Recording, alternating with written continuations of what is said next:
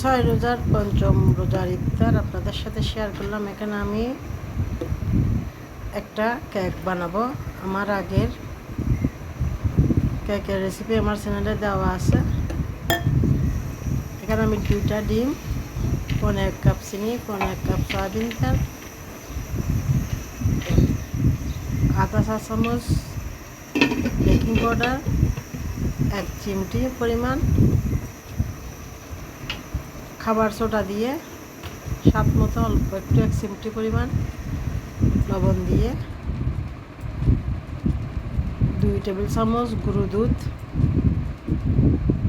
আধা কাপ থেকে কম লিকুইড দুধ দিয়ে আমি একটা খামির তৈরি করে নিয়েছি। সবাই জানে কেক বানাইতে, তারপরেও মুখে রেসিপিটা বলে দিলাম। এভাবে একটা মোল্ডের মধ্যে মাপ করে একটা পরিষ্কার কাগজ বিছিয়ে সয়াবিন তেল লাগিয়ে দিয়ে মোল্ডটাকে প্রিপেয়ার করে নিলাম। তারপর ডিমের কেকের খামিরগুলা ঢেলে দিলাম এবং চুলাকে ফুল হিটে ডেক্সিকে 5 মিনিট গরম করে নিয়ে একটা স্ট্যান্ডার বসাই দিয়ে তারপরে নিচে একটা কবরের কাগজ দিয়ে মোলটা বসিয়ে দিলাম। কেক মোটামুটি এরকম হয়ে এলে উপরে এরকম বাদাম, কিশমিশ, ফ্রুট দিতে চান তাহলে এভাবে দিয়ে দিতে পারেন। প্রথমে দিয়ে দিলে এগুলা কেকের ভিতরে ঢুকে যাবে। এভাবে যখন কেক 80% হয়ে যাবে তখন আমরা এখানে আমি সুন্দরের জন্য চেরি ফল, কিশমিশ, বাদাম কুচি উপরে দিয়ে দিলাম। দিয়ে সুন্দর করে আবারও ঢেকে দিব। এখানে মোটামুটি খামিরের উপর নির্ভর করবে কতক্ষণ পর্যন্ত কেকটা তৈরি হবে। এখানে প্রায় 1 ঘন্টা লেগেছে কেকটা হওয়ার জন্য। একদম চুলার হিট লো করে দিয়ে তারপর উপরে একটা বাতাস ঢুকতে না পারার মতো, বাইরে হতে না পারার মতন কাপড় দিয়ে আমরা পাত্রটি ঢেকে দিব এবং কয়েকবার করে চেক করে নিব কেক ঠিক মতো হয়েছে কিনা।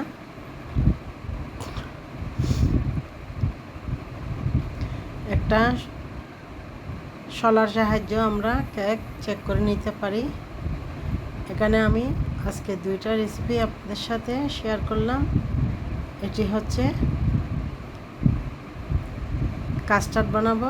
এখানে হচ্ছে গরুর দুধ, আরঙ্গের গরুর দুধ আধা লিটার ফুটিয়ে নিয়েছি। এখান থেকে 2 চা চামচ দুধ দিয়ে এখানে 2 টেবিল চামচ কাস্টার্ড পাউডার দিয়ে এভাবে আমরা গুলে নিয়ে ফুটানো দুধের মধ্যে দিয়ে দিব।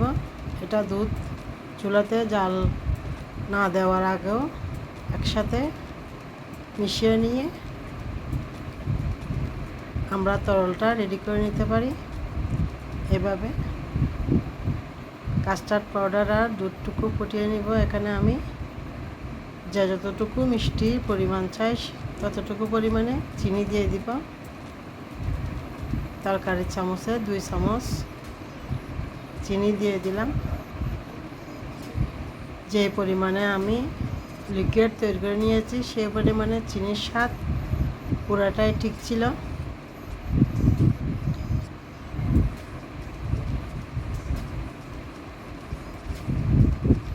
মোটামুটি মাশাআল্লাহ কেক রেডি হয়ে গেল।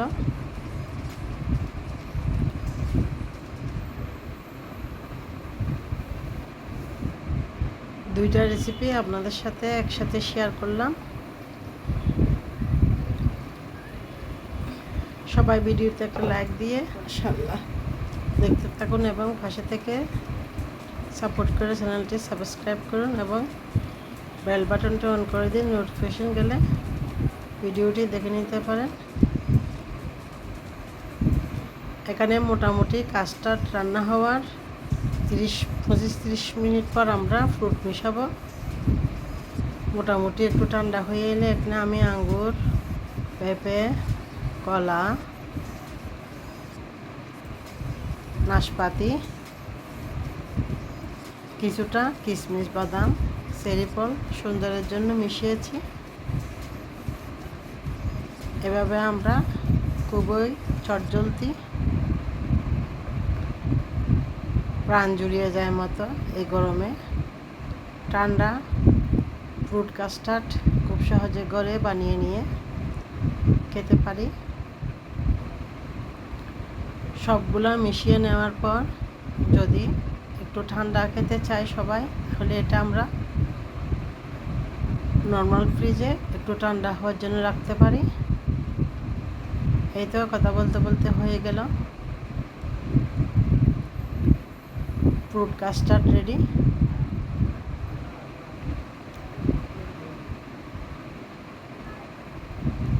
চাইলে আধা লিটার দুধের মধ্যে আরও একটু ফ্রুট কমিয়ে দিতে পারেন, যদি আর একটু লিকুইড রাখতে পারেন।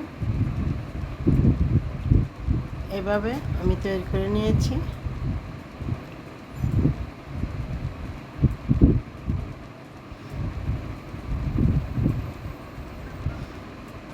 এই তো কেকটা মোল থেকে বের করে নিলাম, কোনো কারণে ভিডিও অন করতে ভুলে গেছি। এভাবে কেটে নিলাম। ফ্রুটস কেক আমরা খুব সহজে ঘরে বানিয়ে নিয়ে খেতে পারি।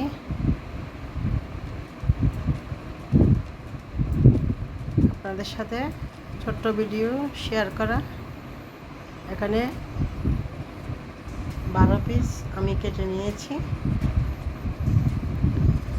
সুন্দর সুন্দর ভিডিও দেখতে হলে সিরিজ ব্লগের সাথে থাকুন এবং আমার চ্যানেলটি সাবস্ক্রাইব করুন। এখানে রাতের রান্না বসিয়ে দিলাম।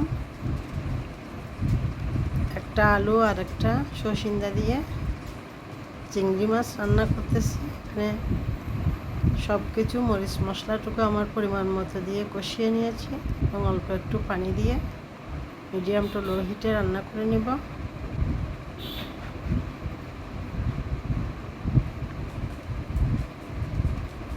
সুন্দর সুন্দর ভিডিও দেখতে হলে সিরিজ ব্লগের সাথে থাকুন এবং সুন্দর সুন্দর ভিডিও উপভোগ করুন। লাইক, কমেন্ট, শেয়ার, সাবস্ক্রাইব করে সাথে থাকুন। হয়ে গেল কথা বলতে বলতে রান্না।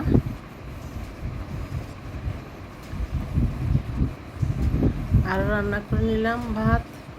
এতক্ষণ ধরে ভিডিওটি দেখার জন্য সবাইকে অসংখ্য ধন্যবাদ।